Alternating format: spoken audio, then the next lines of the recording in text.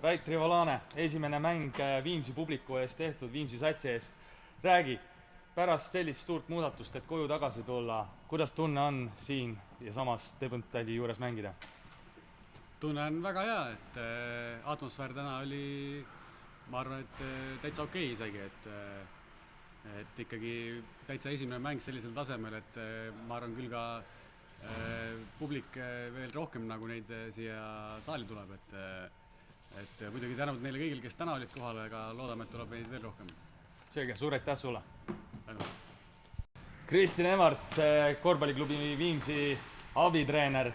Päris ilus suur minek, muidugi arvestades esiliiga vastu, aga mis täna läks ja mis ei läinud ning mida nüüd tulevikus teiste meistriliiga satside vastu tuleks minnes harjutada?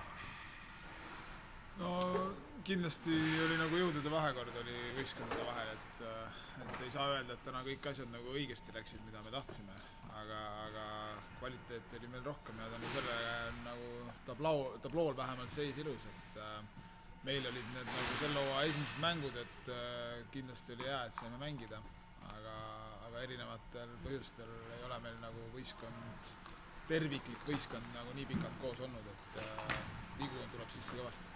Selge, suur aitäh sulle!